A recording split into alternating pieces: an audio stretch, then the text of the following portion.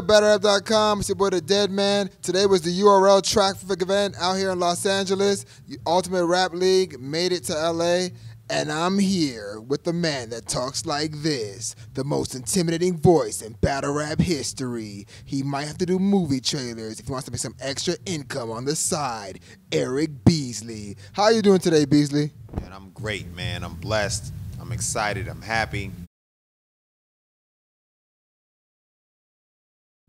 I feel like, we planted our flag out on the West Coast, and the event was a success, and we completed our objective, so I'm happy, pleased. All right, cool. Now, I remember seeing a lot of vlogs, a lot of tweets that URL always wanted to come to Los Angeles. It never went down until now. What about now made it the perfect time for you guys to bring URL out here? Over the years, we've been looking at coming out this way, but I think with the growth of URL and the impact that it's had culturally on hip-hop as well as the battle rap culture, the timing was just had to be right. And I think battle rap's at its pinnacle right now, or soon to be. I think there's still a lot of growth, so I shouldn't say at its pinnacle, but I think that it's at an all-time high. And, it was just time. Sometimes you have to establish your base and go to certain levels where you're from and make the rest of the country or the rest of the fan base really request or want you to do something. And I think that it was time for this form of battle rap to come to the West Coast, because it just hasn't been out here.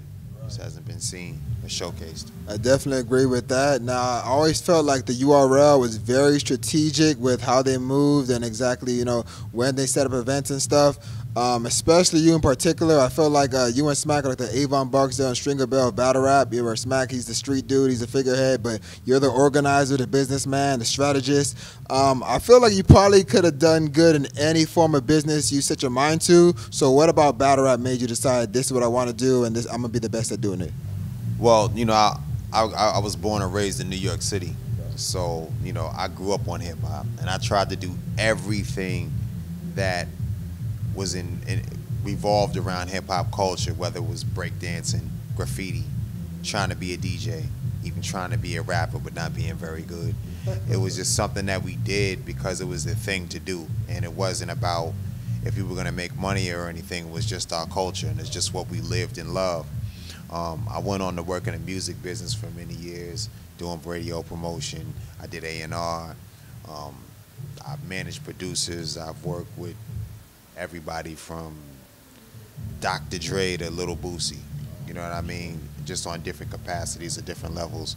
So, when this opportunity came about with URL and we were doing the Smack DVDs, and as things changed, like in 2006 when YouTube came into fruition, it kind of put a slam on the DVD market, you know what I mean? And just us running around capturing content and bringing it back, and the explosion of the blogs, it just limited our power as a DVD. It took it away. So we tried to go online, but we really didn't know what we were doing. And we noticed that the only thing that really had traction that we could control in terms of content were the battles, because now we live in an age where exclusivity in an interview really doesn't mean as much. I mean, if a 14-year-old kid is at the gas station and he runs up on Drake and he asks him about his battle with Meek Mill, and Drake reports a story to the 14-year-old kid, everybody's gonna post that story.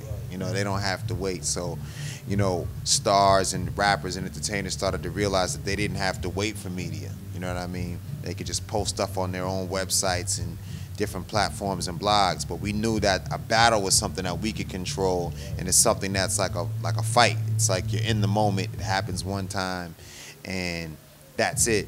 So, to answer your question, because I know I'm long-winded at times, I just love hip hop. So it was just a great opportunity to continue to showcase something that I love, and I think that the lyricism that battle rap provides is something that's missing in mainstream music in terms of entertainment. I mean, we live in an age now where you can be popular off of a groove, or you can put a machine on your voice and sing. And I think that this is a new genre, but instead we call it hip-hop, and we place the term hip-hop on it. While I think it does have some, it's a derivative of hip-hop, it's not really rap. It's a whole new genre, and it deserves its own. It deserves to be respected as such. I'm not knocking the new style of music that we refer to as hip hop or saying that it's inferior because it's less lyrical. It does have a skill and an ability to make those kind of catchy dance jingle tunes, but at the same time, when you call it hip hop, it diminishes the art of rhyming. It makes it less important. So now when kids watch this, or this is what they're listening to because it's popular music, now they look at it like, you know what, I don't have to rap to be a rapper. I can sing. I can just maybe do 6 bars. And the goal of the MC has changed. Battle rap is the only place where you have guys who are concerned about having the best possible lyrics, the best possible delivery, metaphors, word schemes, and bringing it to their opponent one-on-one on stage in that competitive type of spirit, because hip-hop is based off of competition. Who can do the best breakdancing, who can get the most graffiti on the wall, who can do the most scratches and tricks, or who rhymes the best. So I think it's important that we keep this alive. So me getting into battle rap and, you know, kind of being a pioneer in terms of this form of a cappella battle rap is something that I just wanted to do because it was something that that I love. And it's always good to do, what do they say, when you work and you're doing something that you love, you're not working. So while, you know, it is exhausting on certain things that surround the event, but being at the actual event isn't really work for me because I enjoy what it is. Understood. Now, you mentioned Smack DVD earlier. I personally been watching Smack DVD since the beginning. Mook and Mills was the first battle I saw in there. I went back and watched it not too long ago, and I was like, wait a minute, is that Beasley? Because I seen you in the footage. But of course you would be at the battle because that's Smack DVD. You were there since the beginning, you know what I mean? What would you say? I feel like you guys are like the pioneers of not only a cappella battle rap, but using writtens in battles, which has changed the landscape completely. As far as the evolution of battle rap, what would you say the difference is between the old Smack DVDs and today's battle rap, where it's more like a show, it's a presentation and stuff like that? Well, the older raps, the older Smack DVD battles, the guys were prepared for those battles, but that was a time period where you had like the Locks, Jay-Z, State Property, right? So the landscape was still lyrical, and the people that the kids focused their energy on were lyrical MCs. So it was just a bunch of guys outside listening to that and being inspired by it, then coming outside on the corner and challenging one another to see who was better. So it was almost like ciphers and battles. So you had to be like packed up with rhymes. Like I knew T-Rex before I ever thought about recording battle rap and making a league, just from the street of him running around all over Harlem, stepping up on different guys' blocks and battling them just to see who was better. You know what I mean? So there was a lot of guys that were from that era that were doing that.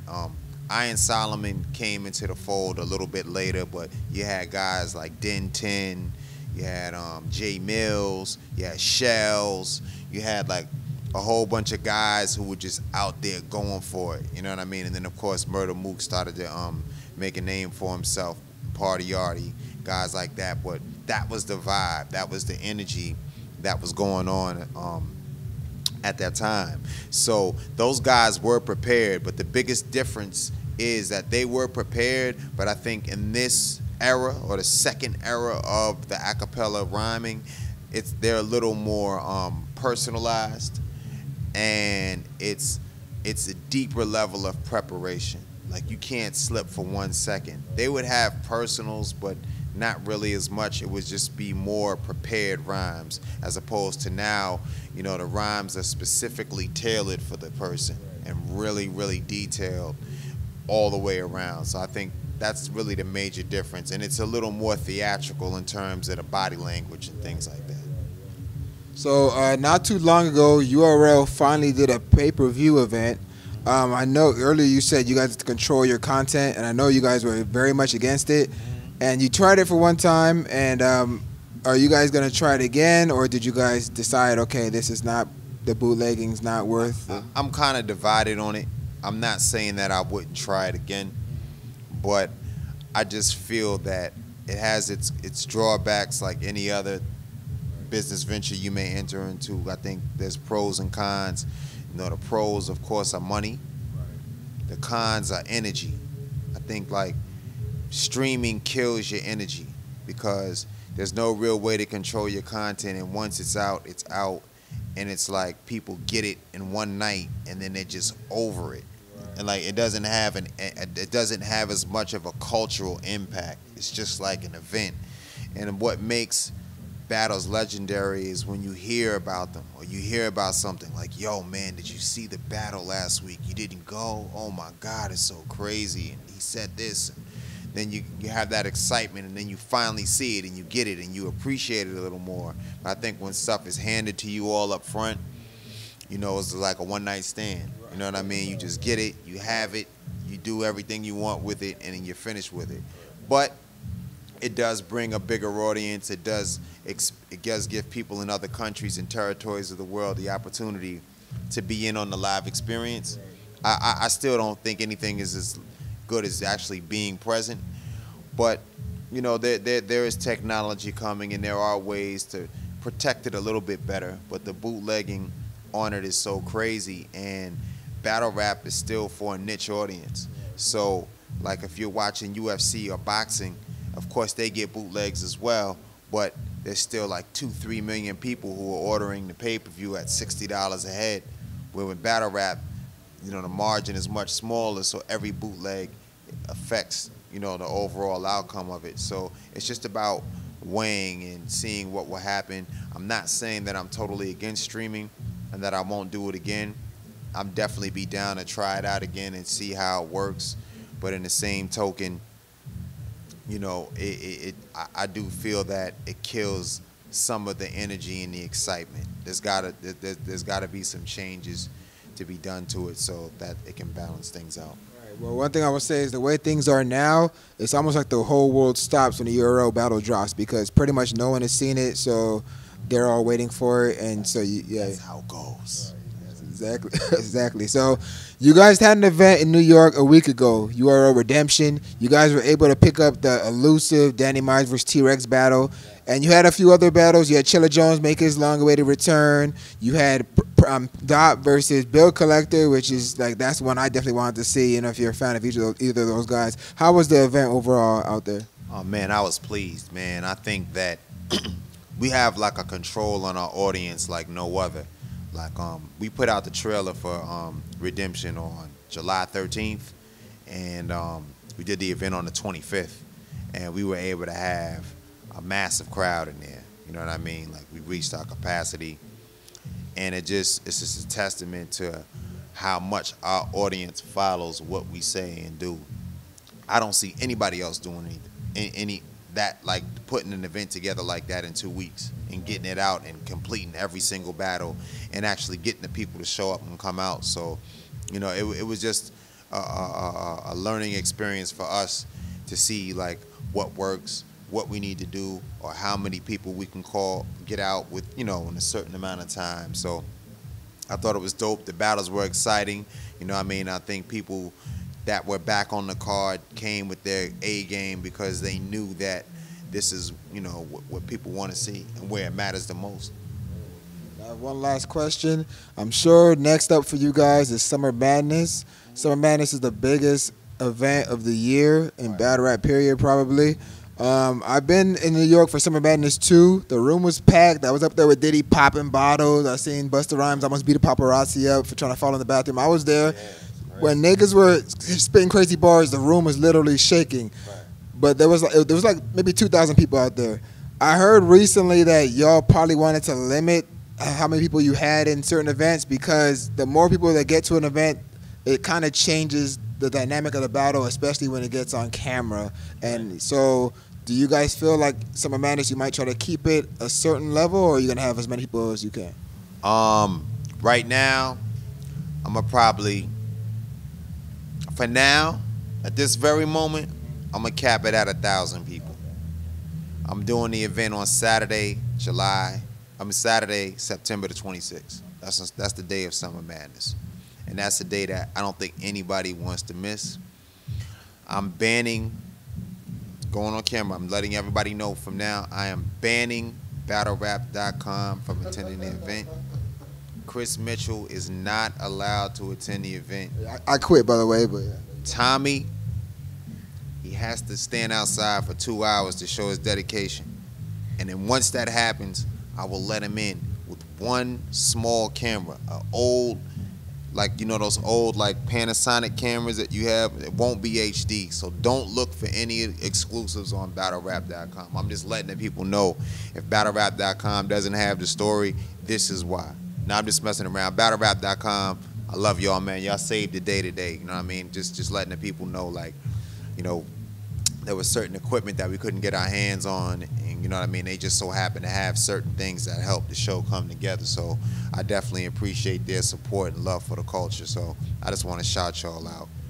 I'm still banning you from Summer Madness 5 though, but it's going to be exciting. We got some dope matchups, a couple of surprises. Some people that you probably wouldn't think would be on Summer Madness 5 are going to be on the card. It's going to be exciting. It's going to be crazy. It's going to be madness. Make sure you get your tickets now. They are on sale at Ticketmaster.com. They went on sale today. And they will be on sale on URLTV.tv. Now, I didn't release the card yet. I would still get the tickets. We don't play games. We are like no other. We sell out events before the doors open. We've done this. We did it with Rookies versus Vets. We did it with Gnome 5. You know what I mean? Anything that we put attention to, especially if you let it sit out there more than 2 weeks, you're playing games. Just buy the tickets now, because it is limited space. It will put me in a position where if the demand is there, I will raise the price. So if you're watching this now and you want to witness greatness, Summer Madness 5. You see, we are not playing games this year. We have done some dope events. I'm not playing when it comes to Summer Madness 5. Shit is going to be crazy.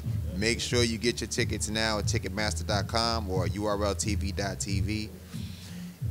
And whatever you do, do not come to the event with BattleRap.com. Not get in. That's all I'm saying. Shit, he makes me want to go to New York. So you might see me at Summer Madness, you know what I mean? Listen to this guy. You always do, you know what I mean? Especially when he uses that voice, you know what I mean? You can't copy respect. URL TV, shout out to you, Mr. Beasley. It was nice talking to you, you know what I mean? BattleRap.com.